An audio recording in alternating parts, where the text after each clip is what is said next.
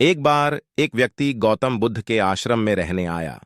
आश्रम की शांति में 2 दिन बीत जाने के बाद वह बुद्ध के पास जाता है और कहता है, बुद्ध, मेरे मन में कुछ प्रश्न उठ रहे हैं। मैं उनका उत्तर जानने के लिए यहां आया हूं। बुद्ध ने कहा, पूछो, आपका प्रश्न क्या है? उस आदमी ने कहा, बुद्ध, मैं अपने जीवन से बिल्कुल भी खुश नहीं हूं। दुखों और परेशानियों के पहाड़ ने मेरे जीवन को नर्क बना दिया है।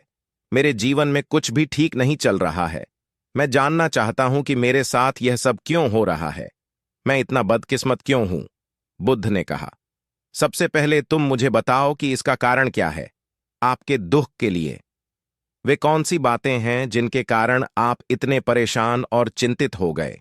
बुद्ध के प्रश्न पर कुछ देर सोचने के बाद उस व्यक्ति ने कहा, यह कैसा प्रश्न है? मैंने आपसे एक प्रश्न पूछा और आप उत्तर देने के बजाय पूछ रहे हैं। बुद्ध उस व्यक्ति की बात सुनकर मुस्कुराए। यदि तुम अपने दुख का कारण नहीं जानते हो, तो तुम मुझसे यह उम्मीद कैसे कर सकते हो कि मैं तुम्हारे दुख का कारण जान पाऊंगा?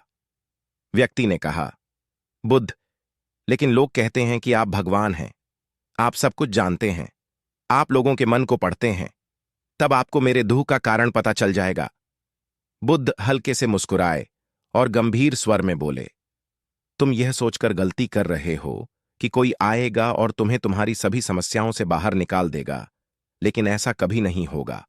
केवल तुम ही हो जो तुम्हें तुम्हारी परेशानियों से बचा सकते हो। महसूस करें कि आपने आत्मज्ञान प्राप्त कर लिया है, तो आप अपनी समस्या का समाधान कर सकते हैं। मैं भी आपके जैसा हूं। फर्क सिर्फ इतना है कि सब कुछ साफ है।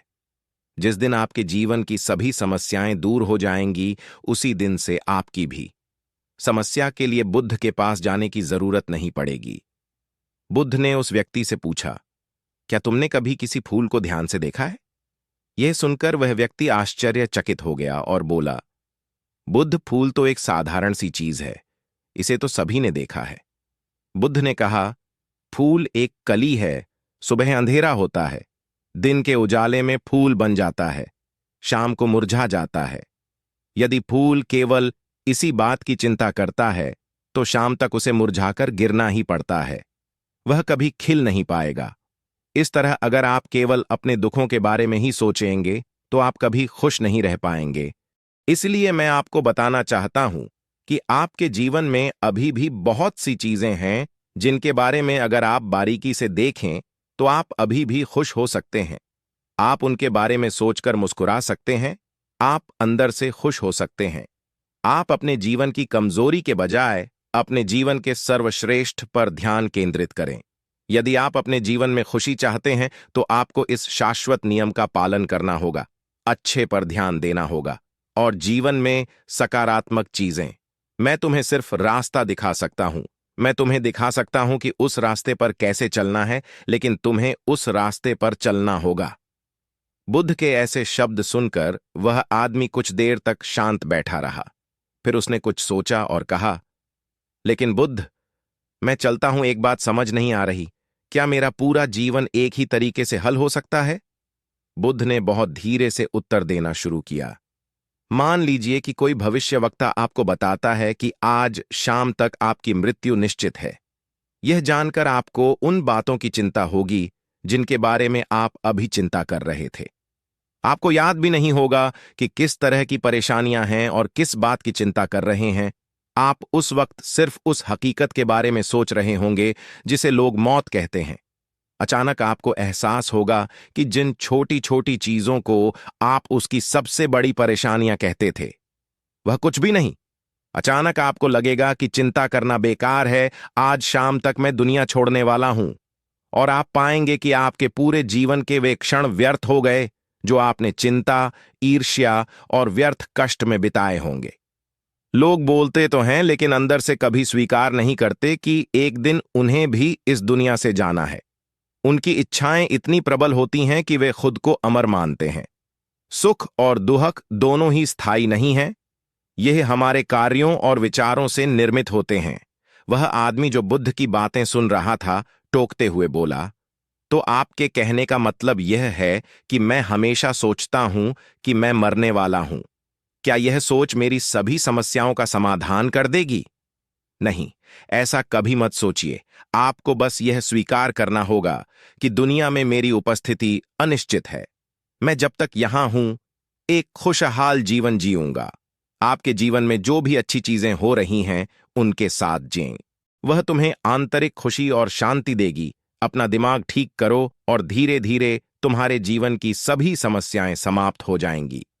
व्यक्ति के जीवन के अधिकतर दुख उसकी इच्छा से ही उत्पन्न होते हैं, इसलिए आप अपने मन पर नियंत्रण रखें। यदि आप अपने मन का इलाज एक बच्चे के मन की तरह कर सकते हैं, तो आपको आंतरिक शांति महसूस होगी। उस व्यक्ति ने कहा कि आपने मन को नियंत्रित करने की बात कही, आप चंचल मन को कैसे नियंत्रित कर सकते हैं? बुद्ध ने कहा कि सबसे पहले तुम्हें सुख और दुख के बीच अंतर समझना होगा। आपको सबसे पहले यह जानना होगा कि आपके लिए खुशी और दुख का क्या मतलब है। इसके बाद अभ्यास के द्वारा अपने मन को इस प्रकार तैयार करना है कि आप न तो खुशी के मौके पर ज्यादा खुश हों और न ही दुखी होने पर ज्यादा दुखी हों। आपको खुद को पूरी तरह से मध्य में रखने का प्रयास करना होगा, जिसे मैं मध्यम मार्ग कहता हूं। यदि आप अपने जीवन में गहराई से उतरेंगे और यह पता लगाने का प्रयास करेंगे कि क्या चीज आपको खुश करती है और क्यों, तो अंत में आपको केवल एक ही उत्तर मिलेगा कि आप आपके सभी दुखों का कारण हैं।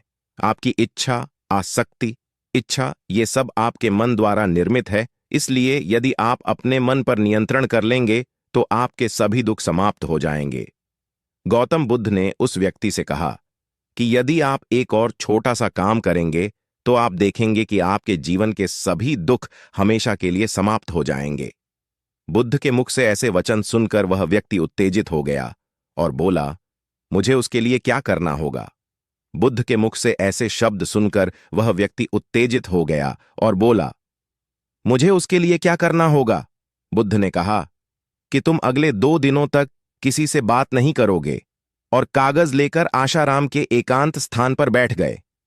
आपको वहां बैठकर उन दुखों के बारे में सोचना और लिखना है जो आपकी परीक्षा ले रहे हैं, और उनका कारण भी लिखना है। और दूसरे पेज पर आपको थोड़ी सी खामोशी लिखनी है और यह भी लिखना है कि आपको यह खामोशी क्यों है। जल्दबाजी करने की कोई जरूरत नहीं है। आपके पास बहुत समय है। आप आराम से सोच सकते हैं। जाओ और सोचो और आराम से लिखो। उस आदमी ने बुद्ध को प्रणाम किया और आश्रम के कोने में बैठ गया। 2 दिन बाद वह कुछ लेकर बुद्ध के पास वापस आया, उसके हाथ में कागजात। उसे देखकर बुद्ध ने कहा, सबसे पहले तुम कागज से अपना दुख पढ़कर सुनाओ। व्यक्ति ने सबसे पहले अखबार पढ़ना शुरू किया। मेरे परिवार के सदस्य अमीर हैं, लेकिन मैं गरीब हूं और काम करता हूं। मैं अपने काम में अमीर नहीं हूं और मैं अपने काम में सहज हूं और मेरी तुलना दूसरों से की जाती है। व्यक्ति ने आगे पढ़ना शुरू किया। आपको खुद को पूरी तरह से मध्य में रखने का प्रयास करना होगा, जिसे मैं मध्यम मार्ग कहता हूं। यदि आप अपने जीवन में गहराई से उतरेंगे और यह पता लगाने का प्रयास करेंगे कि क्या चीज आपको खुश करती है और क्यों, तो अंत में आपको केवल एक ही उत्तर मिलेगा कि आप आपके सभी दुखों का कारण हैं। आपकी इच्छा, आसक्ति, इच्छा, ये सब आपके मन द्वारा निर्मित है। इसलिए यदि आप अपने मन पर नियंत्रण कर लेंगे, तो आपके सभी दुख समाप्त हो जाएंगे। गौतम बुद्ध ने उस व्यक्ति से कहा कि यदि आप एक और छोटा सा काम करेंगे, तो आप देखेंगे कि आपके जीवन के सभी दुख हमेशा के लिए समाप्त हो जाएंगे। बुद्ध के मुख से ऐसे वचन सुनकर वह व्यक्ति उत्तेजित हो गया और बोला, मुझे उसके लिए क्या करना होगा? बुद्ध के मुख से ऐसे शब्द सुनकर वह व्यक्ति उत्तेजित हो गया और बोला, मुझे उसके लिए क्या करना होगा? बुद्ध ने कहा कि तुम अगले 2 दिनों तक किसी से बात नहीं करोगे और कागज लेकर आशाराम के एकांत स्थान पर बैठ गए। आपको वहां बैठकर उन दुखों के बारे में सोचना और लिखना है जो आपकी परीक्षा ले रहे हैं, और उनका कारण भी लिखना है। और दूसरे पेज पर आपको थोड़ी सी खुशी लिखनी है और यह भी लिखना है कि आपको यह खुशी क्यों है। जल्दबाजी करने की कोई जरूरत नहीं है। आपके पास बहुत समय है। आप आराम से सोच सकते हैं। जाओ और सोचो और आराम से लिखो। उस आदमी ने बुद्ध को प्रणाम किया और आश्रम के कोने में बैठ गया। 2 दिन बाद वह कुछ लेकर बुद्ध के पास वापस आया, उसके हाथ में कागजात। उसे देखकर बुद्ध ने कहा, सबसे पहले तुम कागज से अपना दुख पढ़कर सुनाओ। व्यक्ति ने सबसे पहले अखबार पढ़ना शुरू किया। मेरे परिवार के सदस्य अमीर हैं, लेकिन मैं गरीब हूं और काम करता हूं। मैं अपने काम में अमीर नहीं हूं और मैं अपने काम में सहज हूं और मेरी तुलना दूसरों से की जाती है। व्यक्ति ने आगे पढ़ना शुरू किया। मुझे पता है कि मेरे पास अल्कोहल पीने के लिए पैसे नहीं हैं, फिर भी मैं इसे पीता हूं। मैं अपना दिन खुशी से जीता हूं, लेकिन ऐसा करने में सक्षम नहीं होने पर देखता रहता हूं।